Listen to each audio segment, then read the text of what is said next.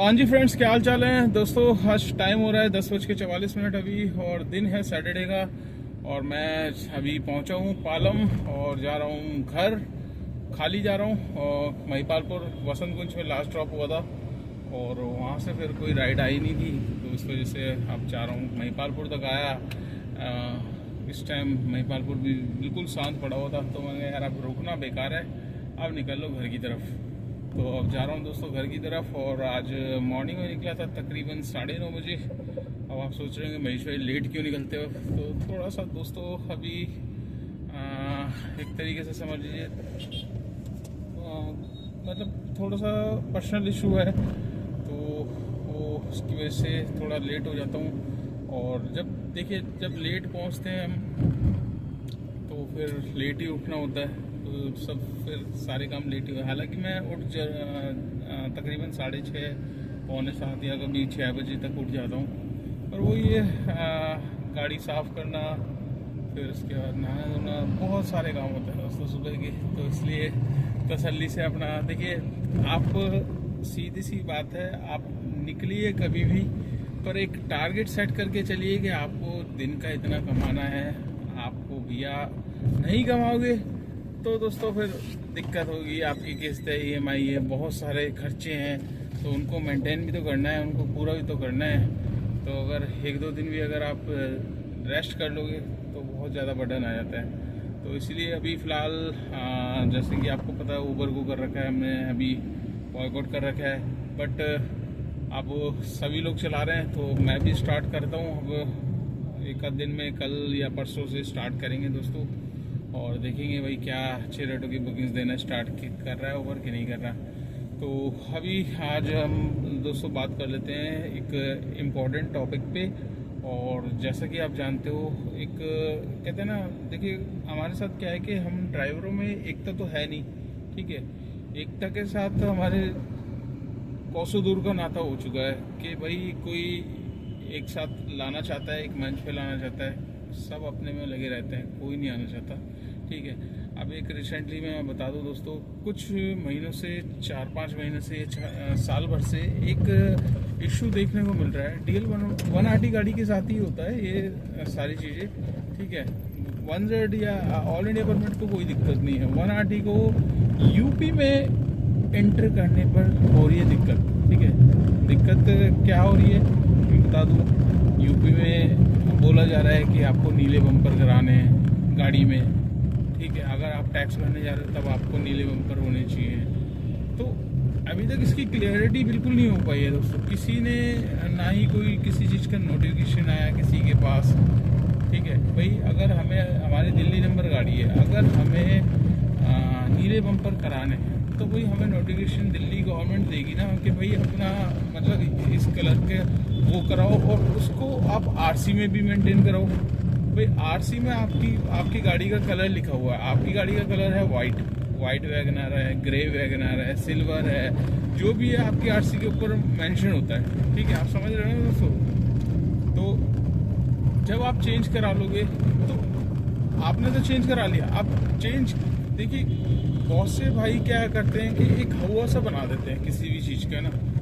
होता क्या है कि दोस्तों किसी भाई का यूपी में चालान हो गया, ठीक है, चालान हुआ उसका किसी और रीज़न से, पर वो सबको गाइड कर रहा है कि भाई नहीं नीले बम्पर कराने पड़ेंगे, नीले बम्पर नहीं कराने की वजह से मेरा चालान हुआ है। तो मैं खुद आपको बता दूं दोस्तों, मैं आज का बता दूं, डेली बता दूं, ऑन एवरेज मेरा 2 से 3 चक्कर यूपी के लगते हैं, 2 से 3 चक्कर।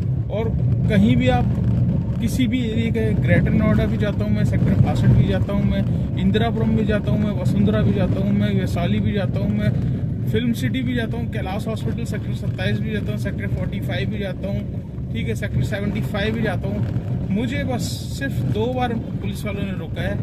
एक बार मेरे को मेरठ साइड में रोका था, भाई सिटी टैक्सी है, NCR टैक्सी है, साफ लिखा है NCR है, DL 1RT की पहचान बहुत ही इजी है दोस्तों, दिल्ली की 1RT गाड़ी है, NCR नंबर है।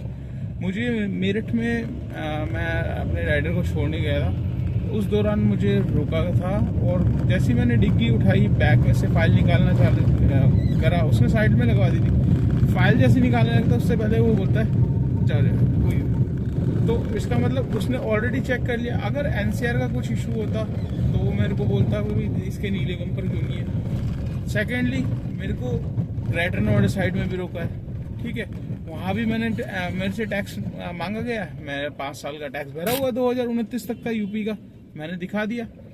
भाई आप क्वेश्चन कर सकते हो ना, रेस कर सकते हो। तो दोस्तों ये ना आधे से ज्यादा भाइयों ने हवा बना दिया है कि नीले बम्पर कराने जरूरी है। ऐसा कुछ नहीं है। अब आज की तारीख में अभी मैं बता दूं, अभी टैक्स ऐसे ही भरा जा रहा है। मैंने जो यूपी साइड के बंदे हैं उनसे पूछा था, कह रहा है भाई अब कोई दिक्कत नहीं है, वैसे ही टैक्स भरा जा रहा है। अब आप बता दीजिए, खामखा का बड्डा है। इस डर के मारे बंदे कुछ भाई तो यूपी में जा ही नहीं रहे, ठीक है, और बहुत से भाइयों ने डर के मारे नीले बम्पर करा लिए। तो यार आप नीले बम्पर करा रहे हो, आप ये भी तो सोचो, आपकी गाड़ी पे आरसी पे वाइट लिखा हुआ है, आप नीले बम्पर करा रहे हो। आपकी गाड़ी कल को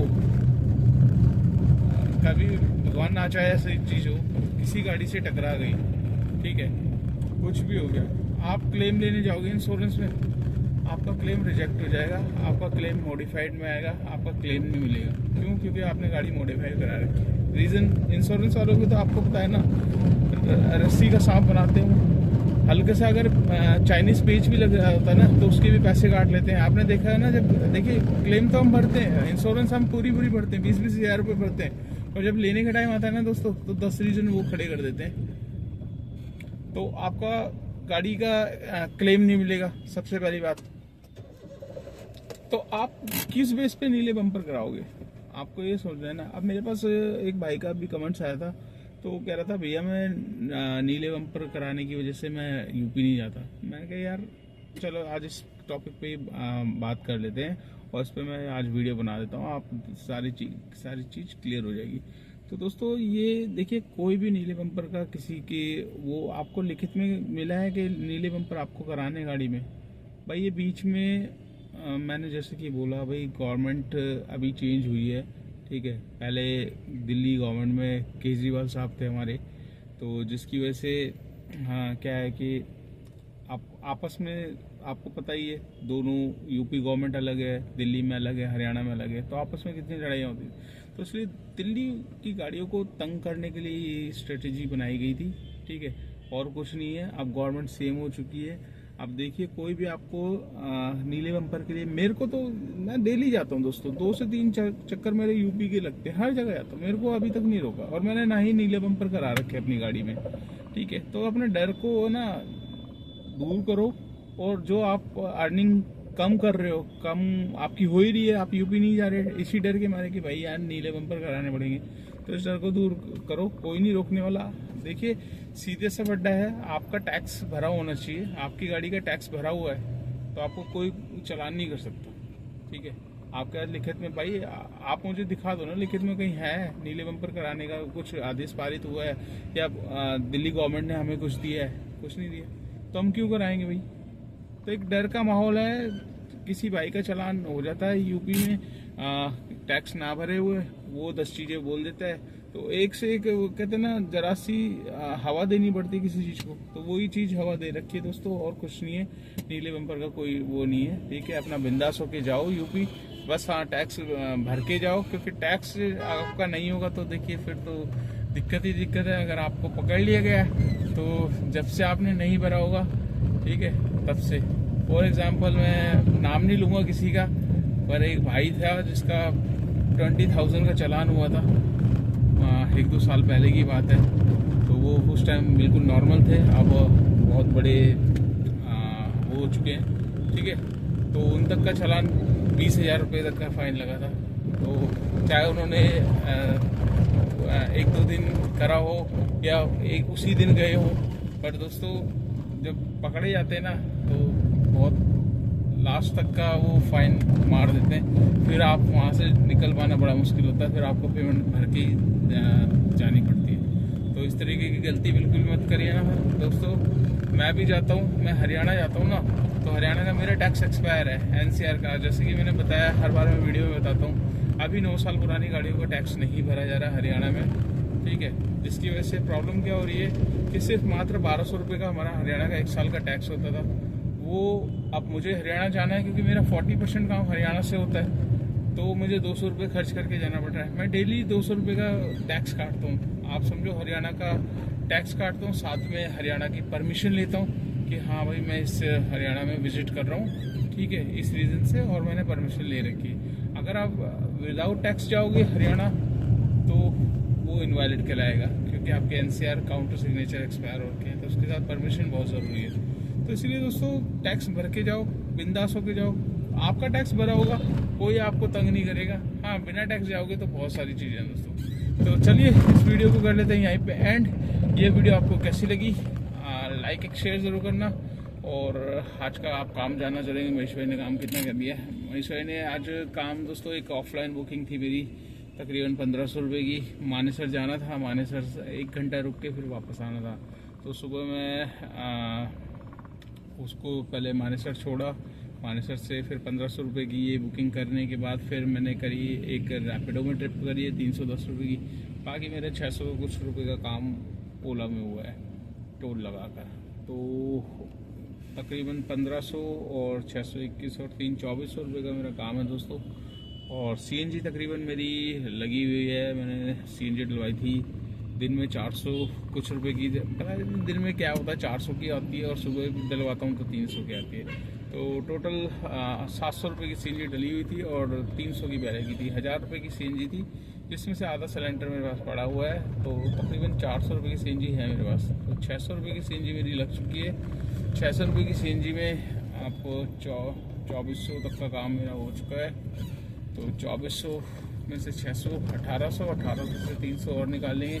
गाड़ी की maintenance, fitness, permit, insurance, tyre के 100 रुपये का पेट्रोल, तो 300 और निकाल लेंगे, बचेंगे 1500 रुपये। तो आज की नेट इनकम है दोस्तों 1500 रुपये की।